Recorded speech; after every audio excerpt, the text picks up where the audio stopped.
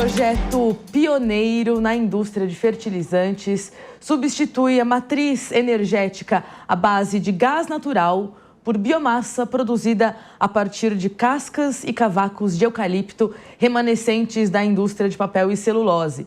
Essa mudança para o biocombustível impacta diretamente a descarbonização da cadeia produtiva dos fertilizantes. Sobre isso, nós vamos conversar agora com o Oswaldo Pessan, que é Head de ESG da Cibra.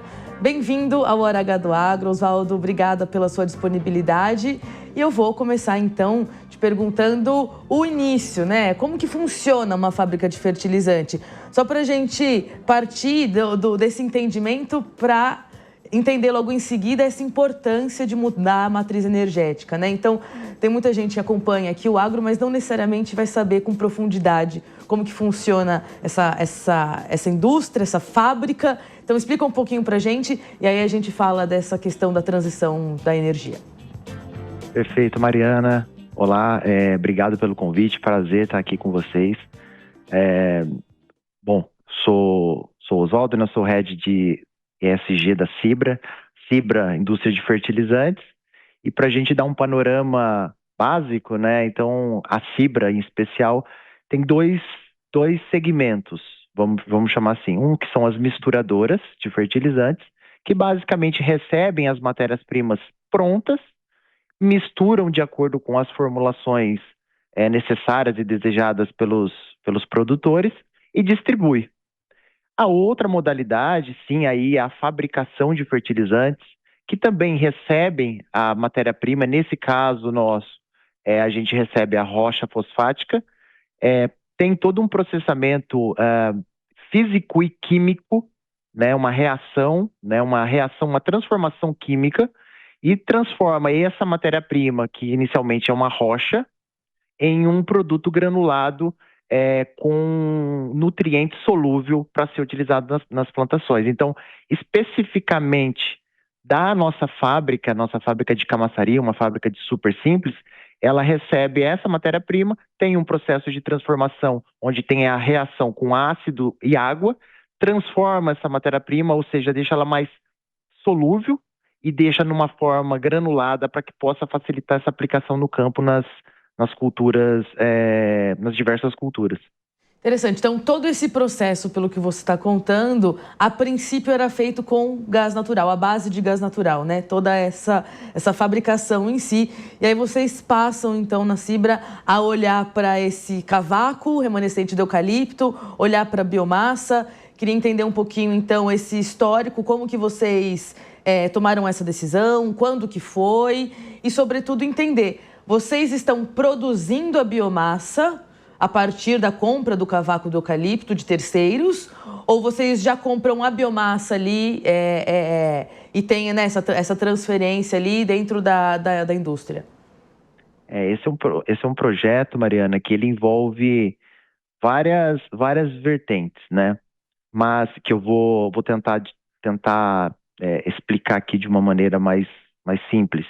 Mas sim, nosso processo inicial, dentro desse processo de transformação, nós temos fornalhas e caldeiras que inicialmente a gente utilizava a matriz energética, o gás. E em 2019, nós tomamos a decisão de mudar essa matriz energética. Cabe dizer que essa decisão, essa ação, é uma ação que compõe um conjunto de ações, né, uma estratégia dentro da estratégia de sustentabilidade da Cibra, a jornada climática. Então, além dessa, tem outras ações que a gente compõe, mas essa, sem dúvida, ela traz uma representatividade muito forte. Então, em 2019, nós tomamos essa decisão, onde a gente reaproveita, e aí um aspecto desse projeto é a economia circular.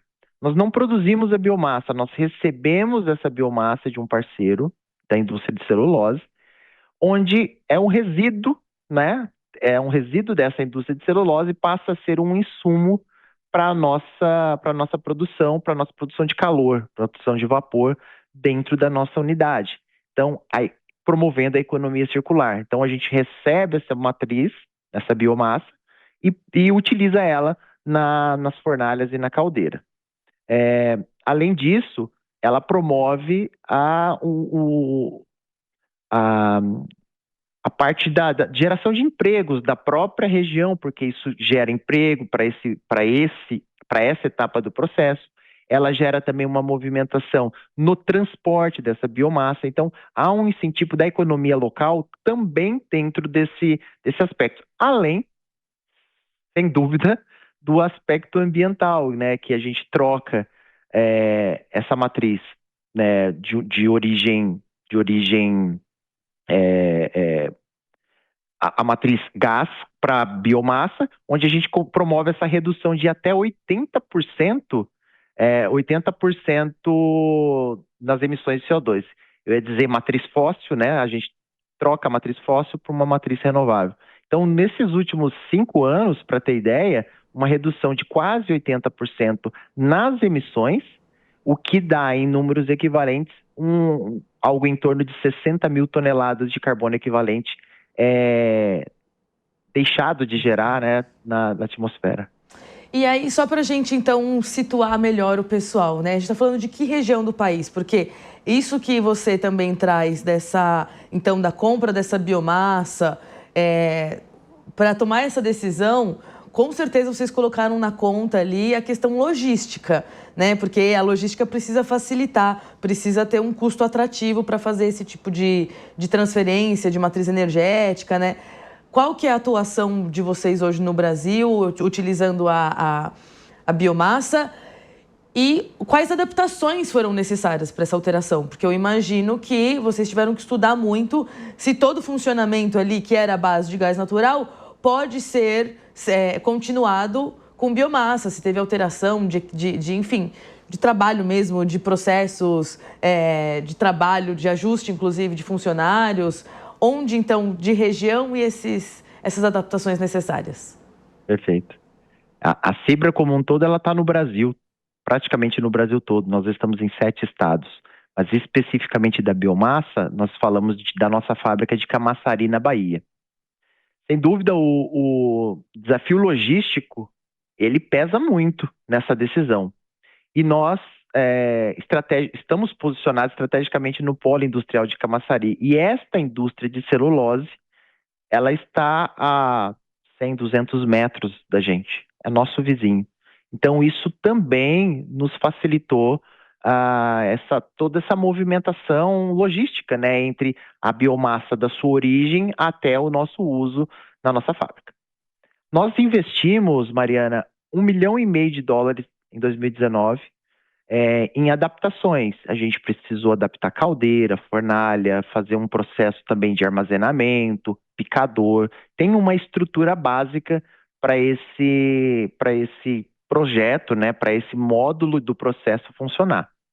É um investimento significativo, né, $1,5 milhão na época, mas que, em conjunto com a redução das emissões, como eu disse anteriormente, há um ganho de eficiência econômica, né? Então, a gente tem ali reduções de até 50% do nosso custo por tonelada quando a gente fala dessa etapa do processo. Então, ela une a eficiência, o investimento, obviamente, mas a eficiência ambiental e também a eficiência em termos de custo de operação. Então, digamos que ele fecha o tripé da sustentabilidade nesse único projeto.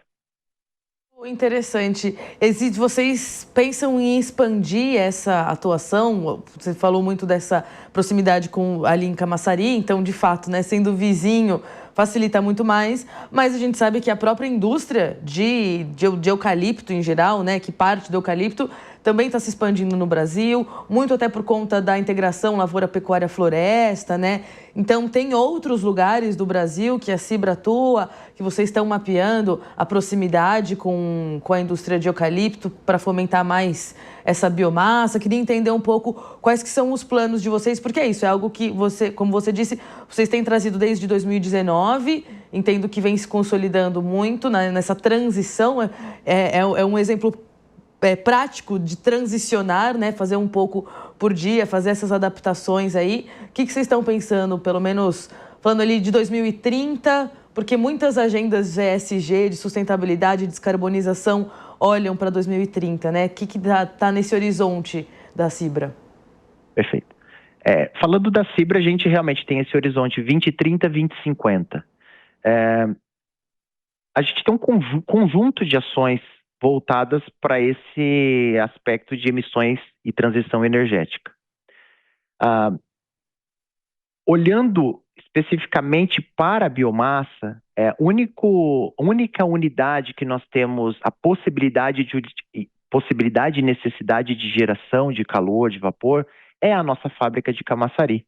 As outras unidades que a gente tem, elas são misturadoras, ou seja, ela recebe, mistura o fertilizante e distribui. Não há essa necessidade.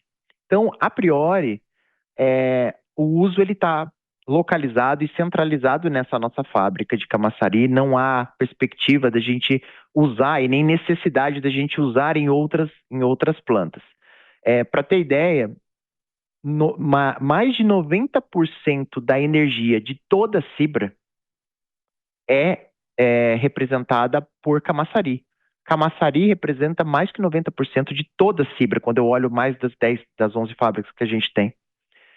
E ela representa mais de 90%. E Camaçari hoje, em função da biomassa e outros projetos que a gente tem, recuperação de água, ela já tem 95% de fontes renováveis.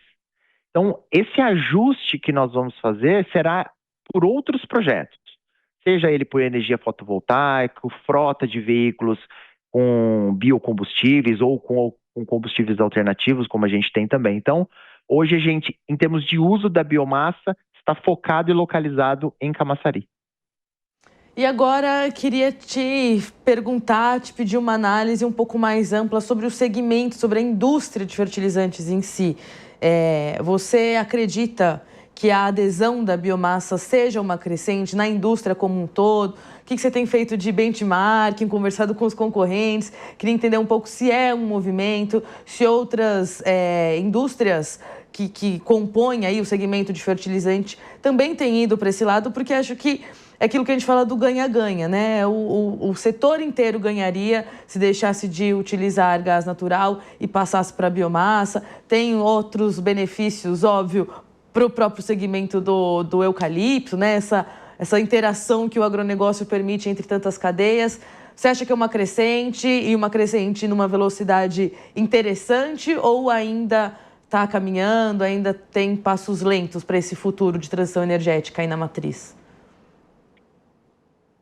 Legal.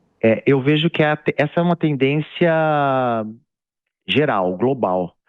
Essa transição por biocombustíveis ou por biomassa, enfim, né? A gente ganha realmente em eficiência e ganha em eficiência energética e ganha em eficiência econômica, né? É o ganha-ganha mesmo.